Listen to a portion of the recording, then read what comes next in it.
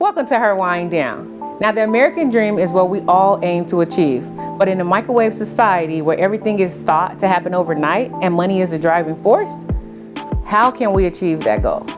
So some say hustle hard, some say work hard, but the only way for it to really happen is through the manifestations of God working in your life. So today we're going to be discussing faith and sharing a little of our testimonies. What's your wind down? Tell me. What's your wind down? What's your wind down? Tell me. What's your wind down? Show me, tell me, what's your story? I wanna hear it. What's your opinion? Like it, love it. Hashtag it, love it. Hashtag or post it. Retweet or repost it.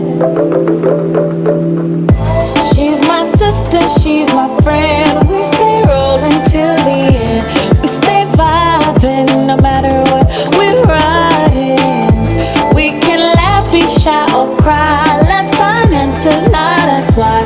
We stay vibing no matter what. We're smiling.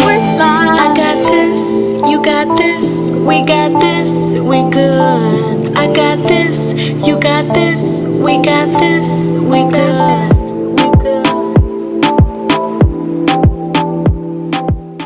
Welcome to Her Wind Down. Now, the American dream is what we all aim to achieve, but in a microwave society where everything is thought to happen overnight and money is the driving force, how can we achieve that goal? So some say hustle hard, some say work hard, but the only way for it to really happen is through the manifestations of God working in your life. So today we're going to be discussing faith and sharing a little of our testimonies. So ladies, how important is your faith with your walk with Christ?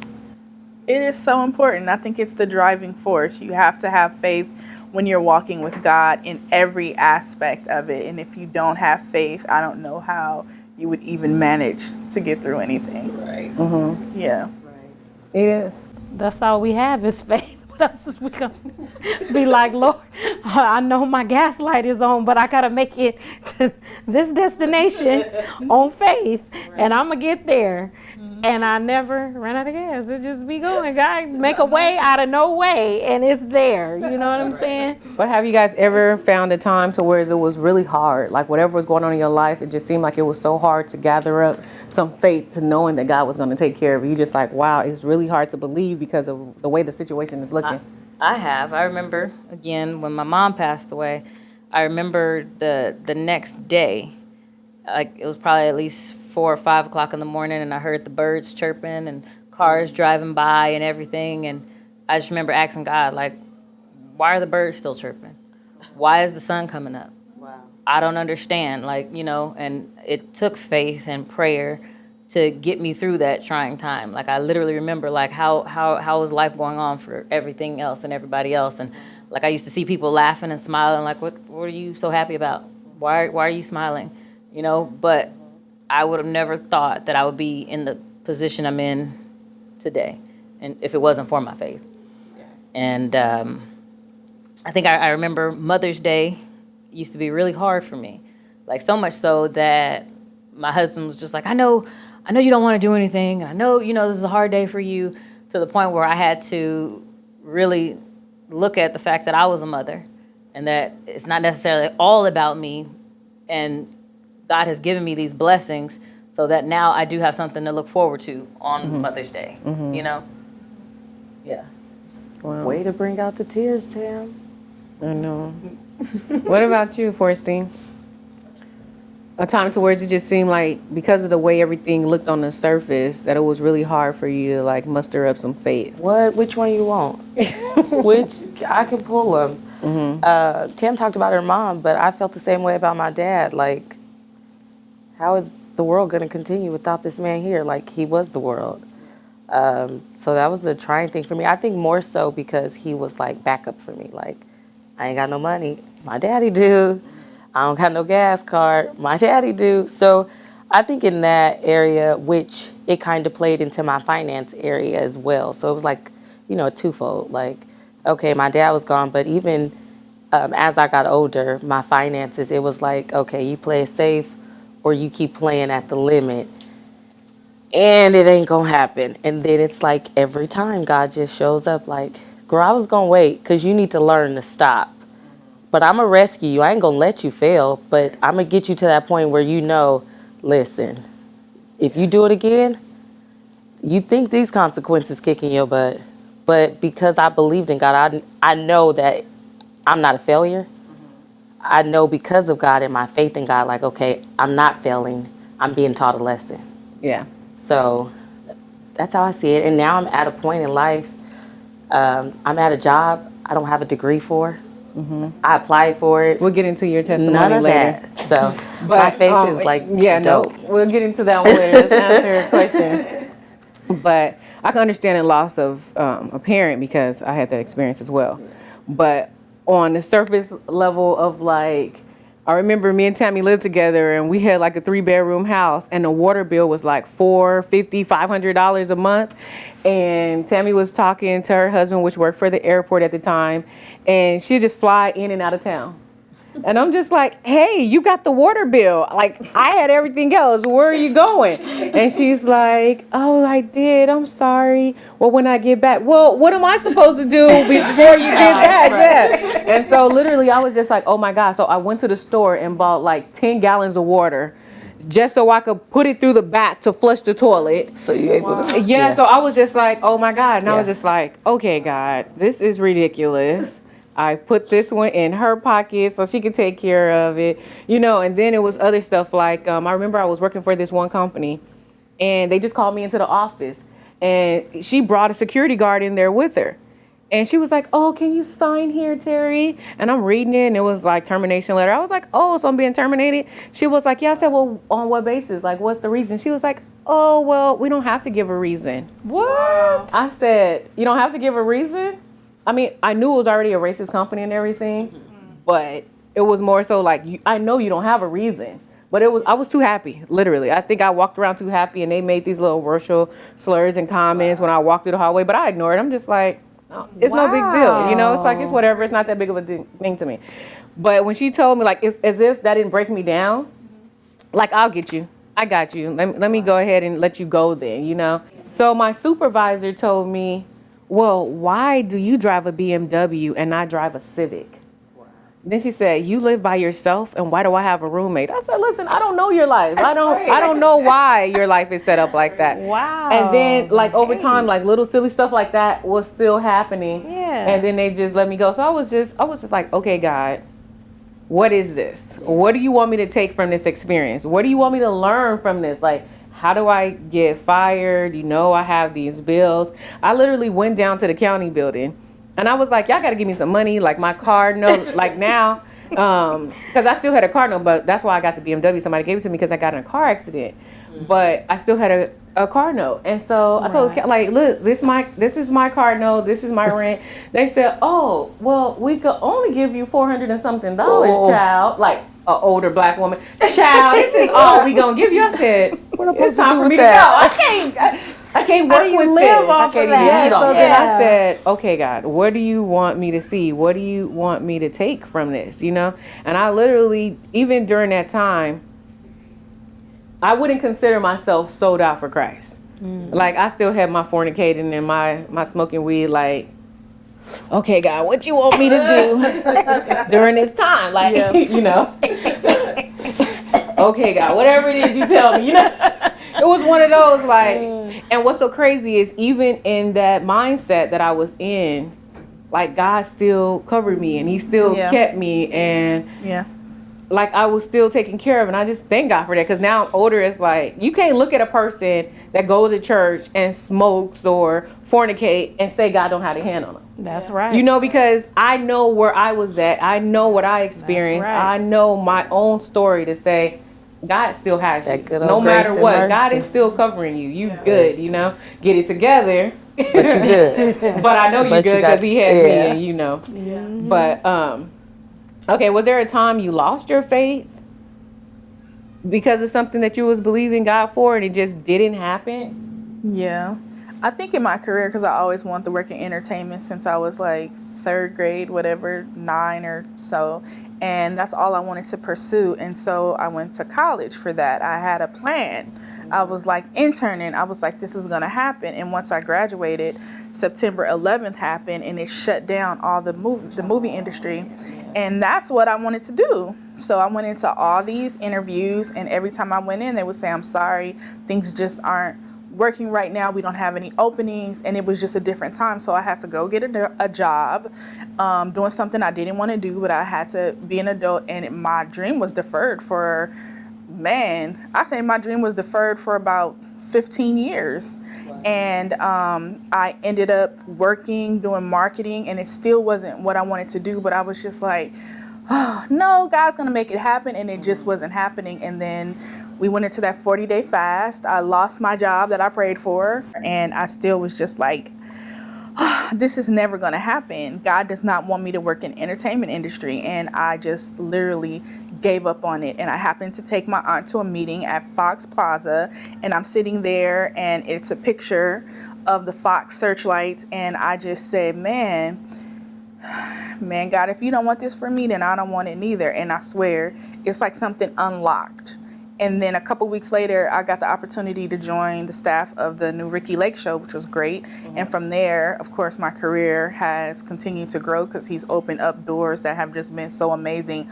But I never thought that it would happen in this capacity of the things that I've experienced. It's sort of like I can just think, oh, I want to work with this person. And then the next thing you know, I'm working beside this person or doing things that I really like. This is my dream. So the way that he turned things around, I do believe that me just surrendering my dream and just, oh my God, I'm fixated on it and I need it. And I just said, if you don't want me to have it, then I don't want it eaten. Right. You know, I don't want it. And I think that just unlocked something. And he said, okay, she's ready.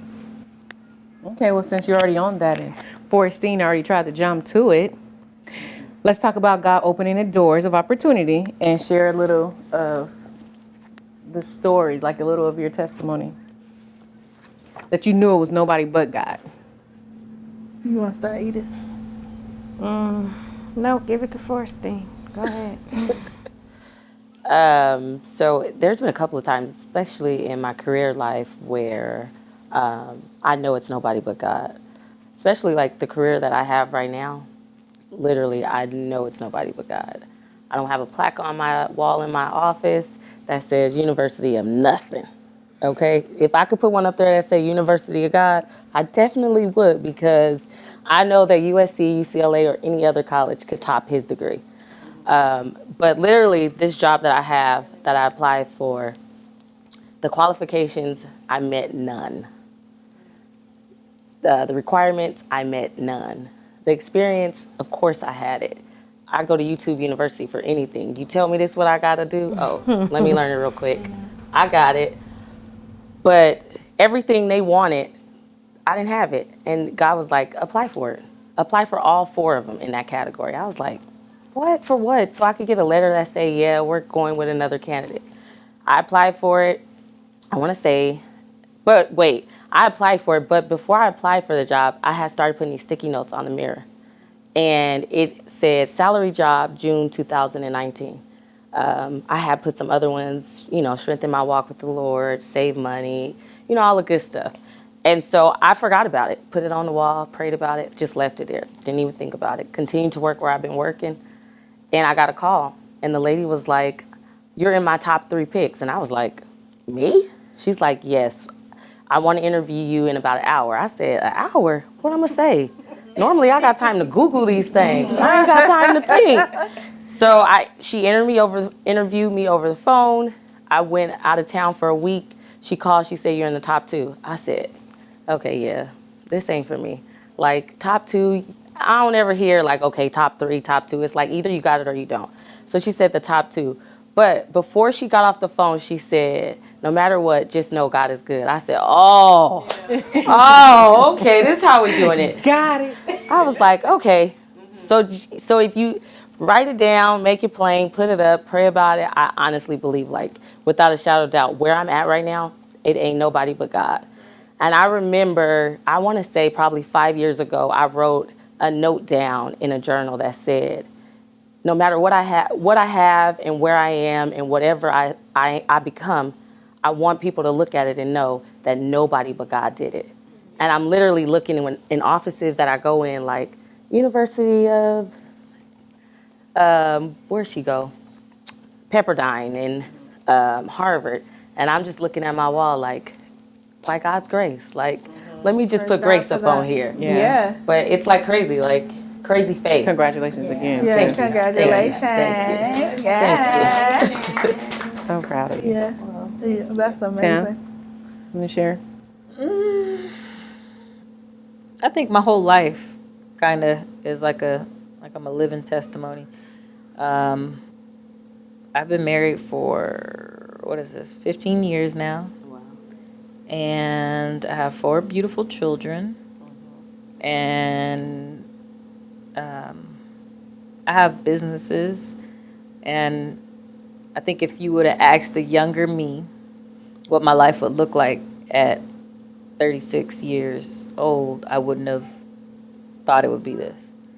And sometimes I feel like because I don't have degrees or some of the things that I had set out to accomplish that I didn't accomplish, when I start feeling doubtful or feeling like I'm less than, God just reminds me of who I am and everything that He's blessed me with and the different doors that He has opened and the know-how to do anything. Like, there's not to even like brag, your but own there's horn. there's nothing Yeah. I can't do. Like, literally, I can pop the hood of a car and fix it.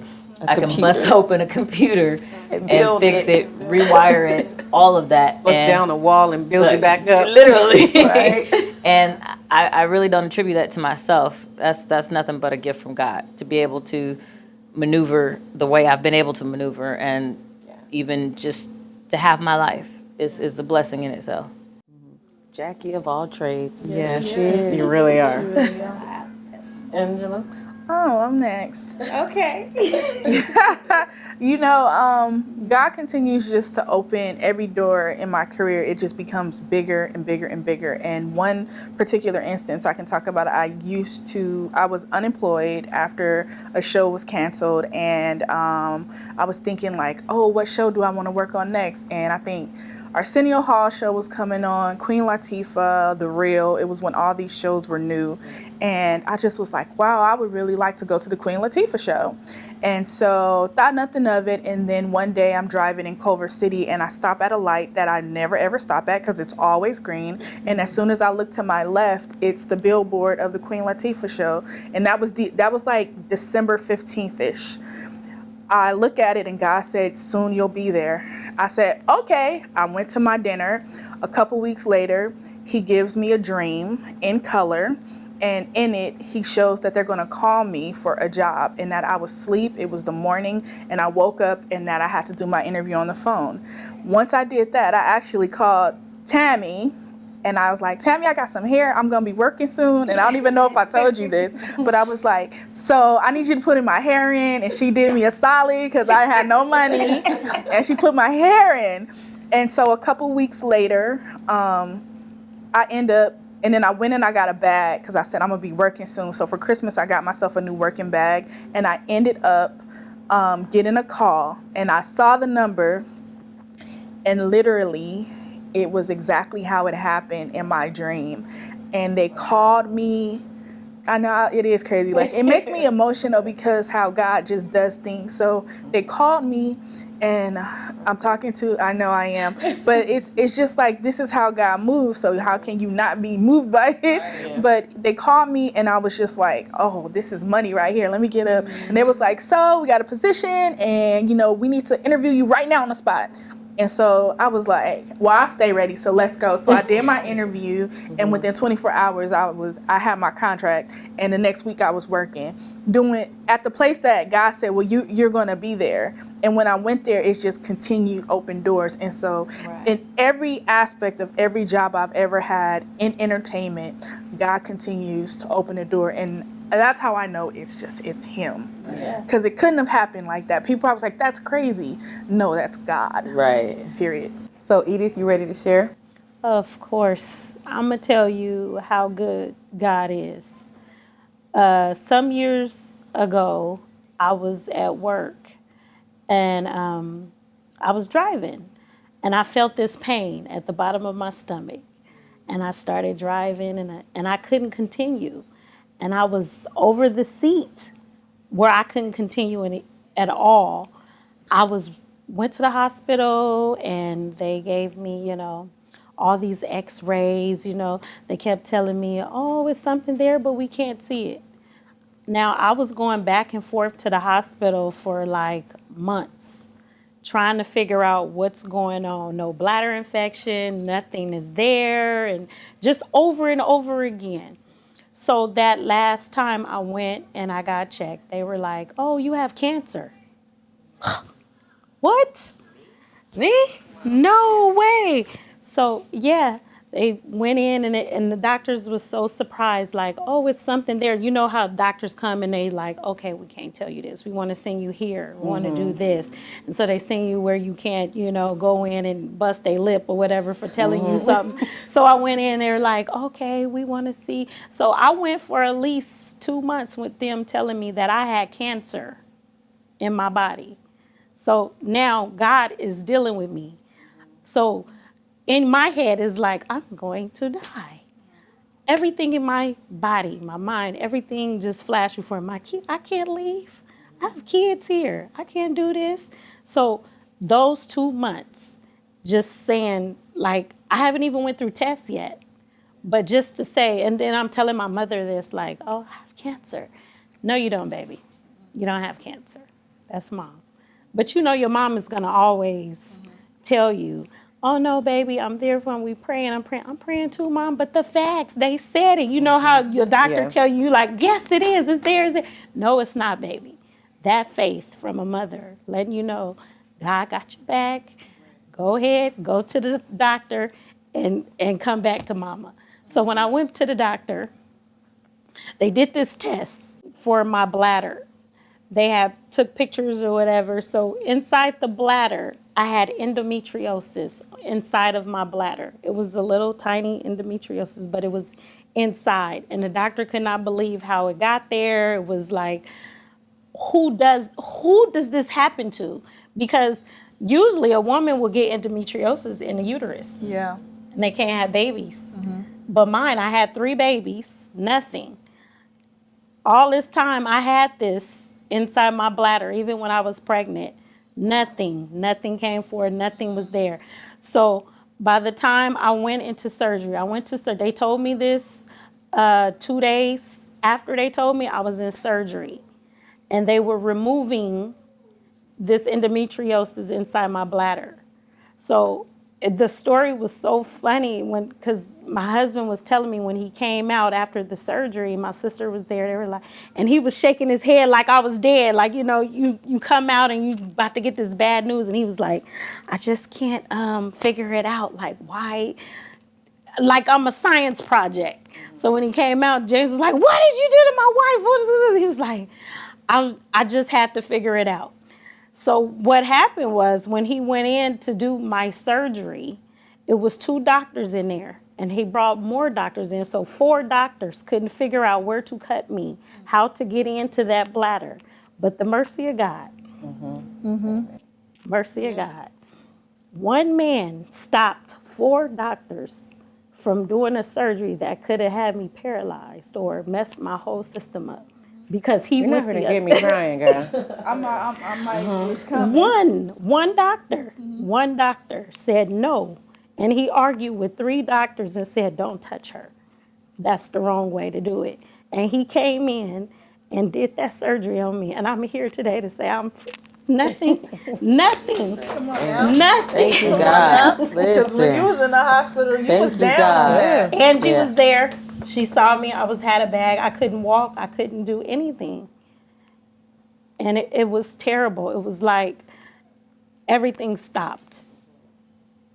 Everything. So the bladder is sitting there. I had a bag I had to carry around for a month. Almost paralyzed, a month. And it's like, how did I go from that to this? But God, He'll send you something, let you know I'm real. And you better seek me and you better thank me because this is what it is.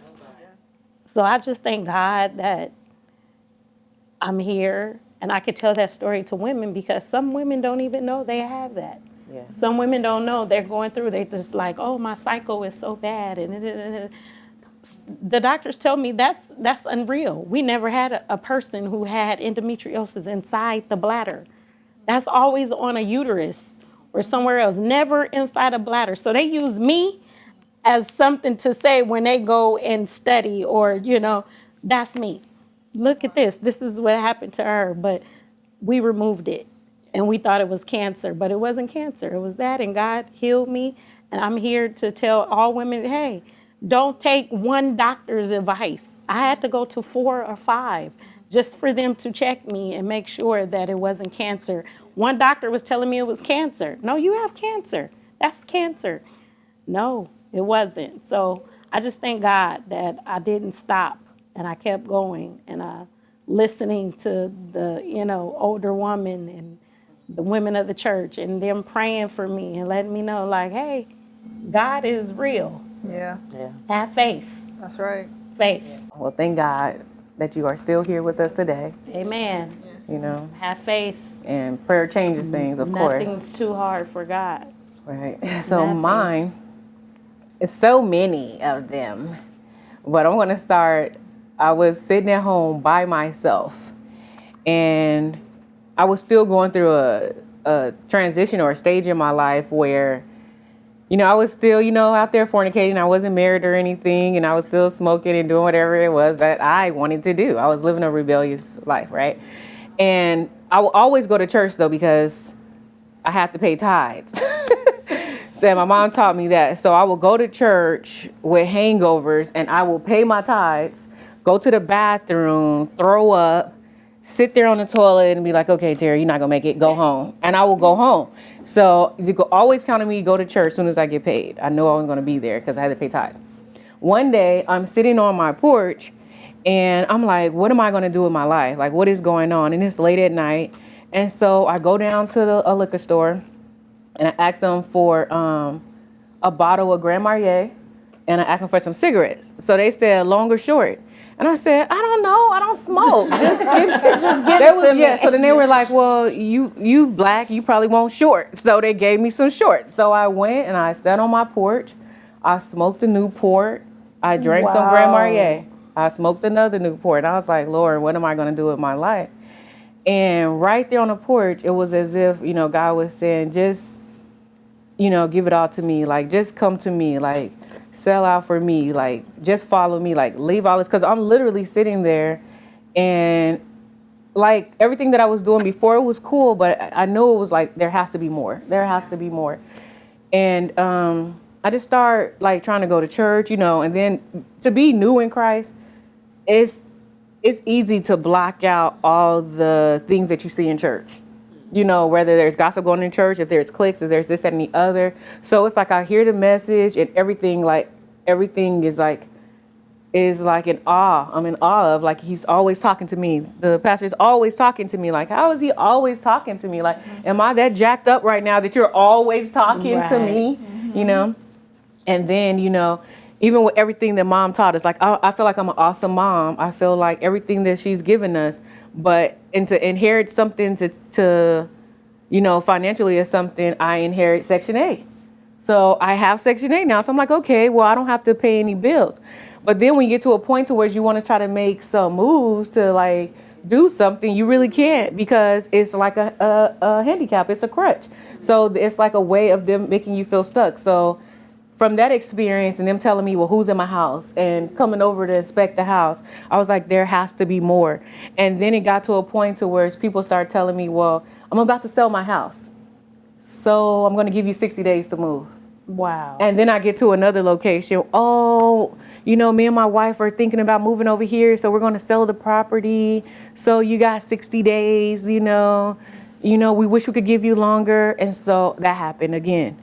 Then I moved into this building, and the guy was Arabian. He's so cool. I mean, I think when I was with him, I think my rent was like $0.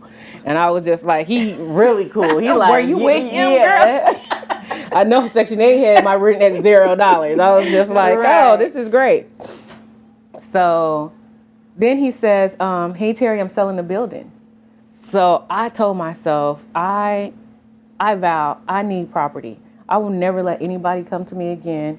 No, before that, when I went to this other lady and I hooked her, I started the child care. When I started the child care, it was like I was talking to this guy, and soon as we break up, I get two parents come in with five. One person have 5 kids, the other one have 4. Wow. So I'm just not opening up. I got 9 kids, Yeah. and so then I got back with the guy. The kids went away. Wow. But I had the address because they did the packages. So I feel like God was telling me, I cannot bless you as long as you attach to him. Right. So then I was just like, okay, we need to break up. This not going to work. You need to go. Soon as he left, the kids came back. wow. And so then I was just like, that's weird. So I was like, okay, let's keep it this way. So then all of a sudden being opened up, and I think I did a small family. So I did like 8. So I did 24/7. So that's a total of 24 kids. I had 20 kids sign up within 2 months. Wow. 20 kids. I remember asking God, like I was getting paid $3,200 a month, but I still was like short, like by $1,800 with bills. So I'm just pulling, saving, putting it over here. Okay, well I could still do sub work, so let me go to the school and do some substituting. And I was like, God, I just want to make $5,000 a month. Let me just make $5,000 a month. Literally, my first check was $20,000 a month, and it just kept on coming. $20,000. I was just like, oh my gosh. What am I supposed to do with $20,000?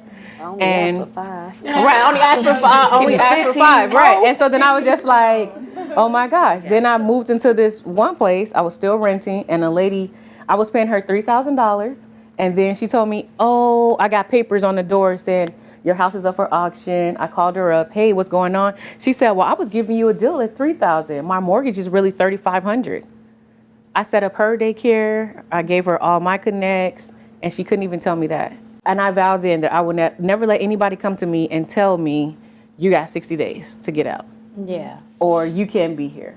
Right. And so I just tried to buy up as much property as I could.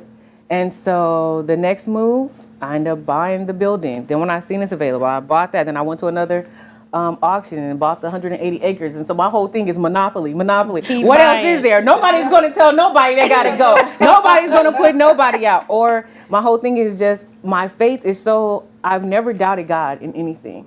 I feel like if this person did it and God said there's more with him than he that is in the world, and I'm looking at people that's in the world doing stuff and getting blessed, I'm like, what more will God said he'll do for me, than an earthly father doing for his son. So I never doubted God in that. So every time I had something, I always wrote it down and I just prayed over it and I left it alone.